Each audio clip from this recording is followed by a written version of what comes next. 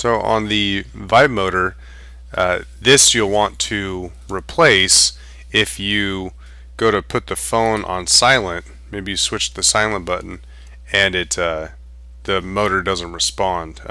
First, check in your settings that the vibrate is on, and if it still isn't responding or isn't working, then this little motor you'll want to replace. Now, I'll show you here in just a minute or two the screws and everything that hold it down. But one other thing that could happen is if you do replace the motor and it still isn't working, then it could be the cable that the motor actually touches.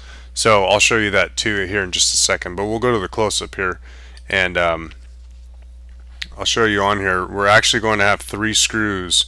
There's 2 screws holding this this clip in that's actually over the motor, and then we have 1 screw right there, and that's holding part of the assembly for the motor onto the frame. So we'll take those 3 screws out, and then we'll be able to put the new motor in place. So so we'll start with the top screw right here, and again, make sure you keep everything in order. I'll show right there. And we'll take the top one out, and then we'll take this bottom screw out.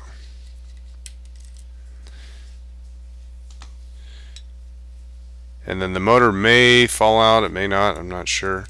There is adhesive that just kind of is holding this little bracket over the motor. So this is the motor itself. Really the only thing you'll need to change over is this little spacer right here. So we'll just pop this off of here, and there's just adhesive holding it on, and then we'll get the new motor right here and just put it right along that arm that holds the assembly onto the frame. So there's the new one.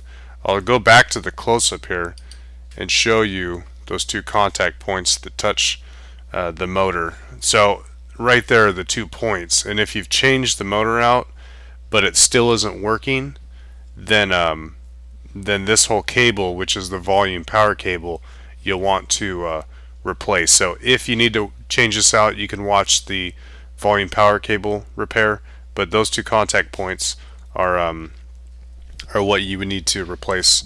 Also, you can try, while it's out, is to just clean those points with an eraser. You can try cleaning them up, and that may fix it as well. If they're dirty, it can cause the motor to work again. So anyways, that's something you can do before you actually try to replace it. So we have the new motor right here, and really all that we have to do, just kind of drop it in place, and then we'll use the 1 screw, and if you can see here, I use my finger just to kind of help me to secure the screw onto the screwdriver. And then what we'll do is just get that couple of screws on just so it holds it in place, and then we'll put the bracket back over the motor. Whoop. Try to use my non-magnetic tweezers.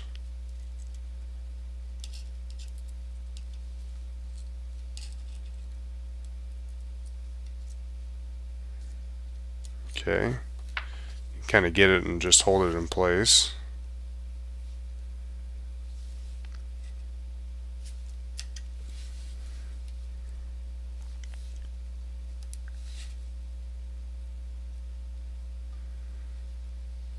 Give it a second. There you go.